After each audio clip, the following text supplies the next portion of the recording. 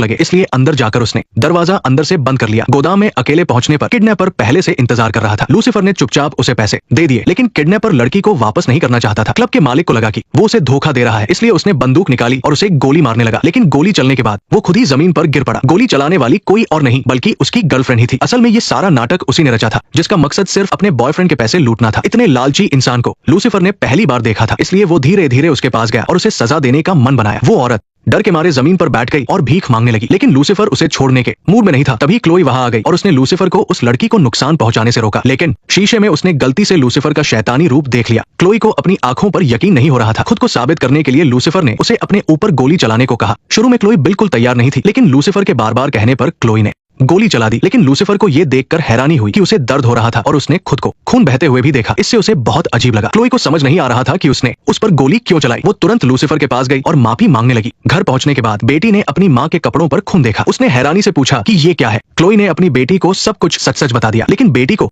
लगा कि उसकी माँ को लूसीफर से प्यार हो गया है, क्योंकि जब उसने लूसीफर को घायल देखा तो वो सच में बहुत परेशान हो गई थी। क्लोई के पास कोई जवाब नहीं था। उसने जल्दी से अपनी बेटी को कमरे में सोने भेज दिया। अगले दिन भी क्लोई लूसीफर के बारे में ही सोच रही थी। उसे समझ नहीं आ रहा था कि क्या सच में उसे प्यार हो गया है। तभी अचानक उसे बाहर से कुछ आवाज आई। उसने शॉवर बंद किया, अपनी बंदूक उठाई और दबे पांव बाहर आई। लूसीफर को देखकर वो हैरान रह गई। लूसीफर चुपके से उसके घर आ गया था और उसके लिए नाश्ता भी बना रहा था। शायद किसी को पसंद करने का यही तरीका होता है। लेकिन जब वे बात कर रहे थे तभी क्लोई का एक्सेस बैंड अपनी बेटी को लेकर वहां आ गया। वहां का माहौल एकदम से अजीब हो गया। क्लोई ने जल्दी से लूसीफर को घर से बाहर निकाल दिया, लेकिन लूसीफर भी बहुत शरारती था। जाने से पहले लूसीफर ने उसके साथ थोड़ी और छेड़खानी की। घर से निकाले जाने के बाद लूसीफर तुरंत उस डॉक्टर के पास गया और शिकायत की कि वो नर्क का राजा है, लेकिन एक औरत ने उसे घर से बाहर निकाल दिया। इस बात से उसके ईगो को बहुत ठेस पहुंची है। डॉक्टर को लगा कि लूसीफर खुद को बहुत बड़ा समझ रहा है। उसे थोड़ा झुककर क्लोई का दिल जीतना चाहिए और उसे गहराई से जानने की कोशिश करनी चाहिए। लेकिन लूसीफर ने डॉक्टर की बात का गलत मतलब निकाल लिया। उसी रात उसने क्लोई को अपने घर बुलाया और उसे बिना कपड़ों के अपना शरीर दिखाया। क्लोई ये देखकर हैरान रह गई और शर्म से तुरंत पीछे मुड़ गई। लेकिन लूसीफर ने कहा कि ये तो बस प्यार जताने का एक तरीका है। शर्म से लाल क्लोई ने पास रखी अपनी पैंट उठाई और लूसीफर की तरफ फेंक दी। लेकिन जैसे ही वो मुड़ी, क्लोई ने कुछ ऐसा देखा जिससे वो हैरान रह गई। उसने देखा कि लूसीफर की पीठ पर दो बहुत गहरे निशान थे। क्लोई ने हैरानी से पूछा कि ये सब क्या है, तो लूसीफर ने बताया कि जब उसने